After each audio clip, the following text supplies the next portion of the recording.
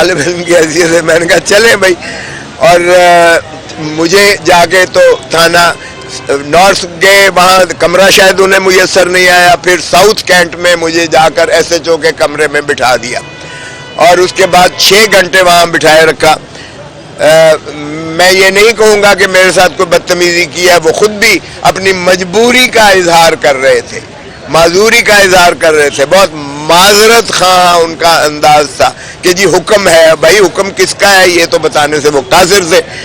بار کیف 6 گھنٹے مجھے بٹھایا اور اس کے بعد جب ہائی کورٹ کی قراردادیں آئیں, مجھے ہائی کورٹ کے صدر کا فون آیا اور اس کے بعد سپریم کورٹ کے صدر کا فون آیا. ان کی قراردادیں بڑی سخت قسم کی آئیں. انہوں نے چیف جسٹس صاحب کو کہا اور اس انداز سے جو ہے میں نے سعد رفیق کو کہا کہ بہت مہربانی کہ تم نے اپنی اصلیت دکھا دی اور میں تمہارے محبوس ہوں تمہارے تھانے میں. اگرچہ اس نے فون کر کے مجھے کہا کہ کوزا صاحب میرا اس سے کوئی تعلق نہیں ہے. میں نے کہا نہیں تمہارا تو کسی چیز سے بھی کوئی تعلق نہیں ہے, لیکن میں نے کہا کہ تیرا شکریہ ادا کر دوں, تو مجھے بڑا بھائی کہتا ہے تو میں نے کہا کہ چھوٹے بھائی کو میں شکریہ ادا کر دوں کہ میں یہاں محبوس ہوں. بار کیف اس کے بعد انہوں نے 6 گھنٹے کے بعد ایک مچلکا جو ہے مجھ سے لیا کہ جی میرے اوپر انہوں نے FIR درج کی 290 اور 291 کی, اور جس میں یہ تھا کہ انہوں نے سڑک بلاک کر کے انہوں نے ٹریفک کو جو ہے نوئسنس کریٹ کی, ٹریفک کی obstruction کریٹ کی. اور 290 کی جو ہے وہ ہے 600 روپیہ جرمانے کی سزا ہے اور 291 کی جرمانہ یا 6 مہینے کی سزا کا ہے. تو وہ قابل ضمانت چونکہ دفعات تھے مجھ سے مچلکا, انہوں نے 20,000 کا لے کر اور مجھے کہا جی بڑی مہربانی آپ جائیے تشریف لے جائیں.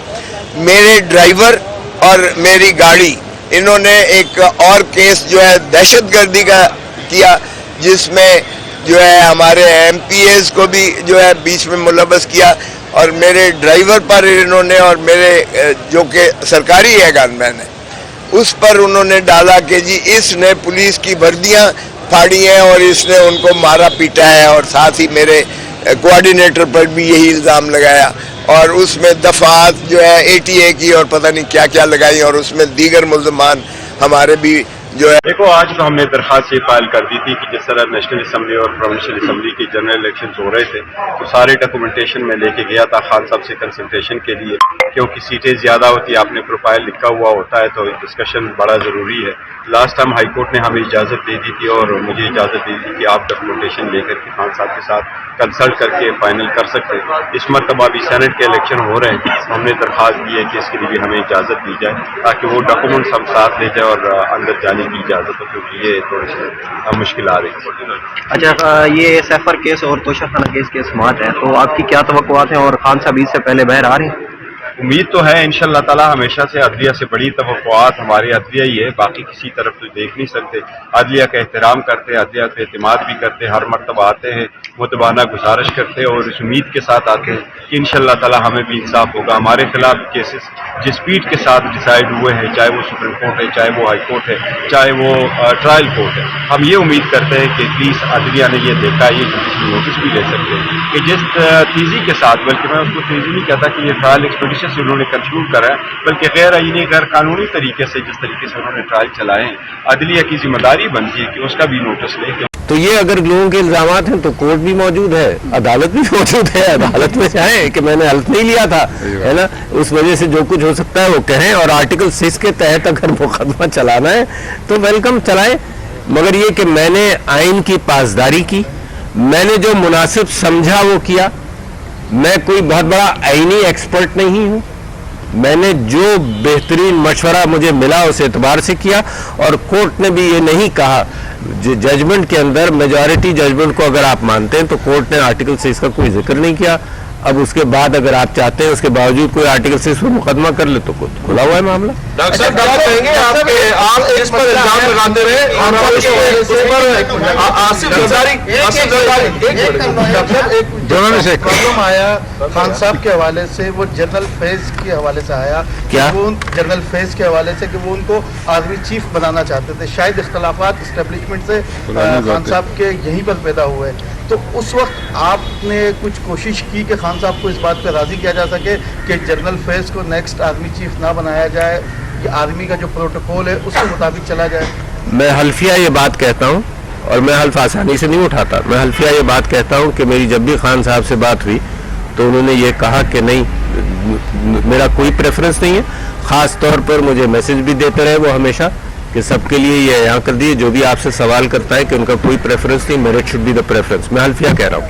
تو دیٹ شوڈ آنسر دیٹ. کہیں گے کہ یہ جو ایک سائفر کی بات نکلی تھی کیا وہ واقعی صحیح تھا, آپ کو عمران خان نے دکھایا یا نہیں؟ دوسرا آج جس پہ الزامات لگا رہے ہیں کہ وہ چور ہے, آج آپ نے ان کو حلف بھی اٹھوایا ہے زرداری صاحب کو, کیا کہیں گے؟ میں نے حلف نہیں اٹھایا. انہوں نے اٹھایا نا آپ نہیں, میں نے حلف نہیں اٹھایا.